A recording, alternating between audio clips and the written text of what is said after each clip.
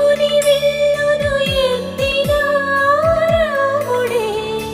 ఎత్తగలడా సీత జడను తాళి కట్టే వేళలో రామ చక్కని సీతకి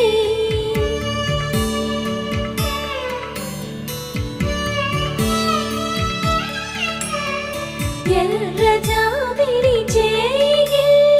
రాముడేడని అడుగుతుంటే చూడలేదని పెదవి చెప్పే చెప్పలేమని కనులు చెప్పే నల్ల పూసైన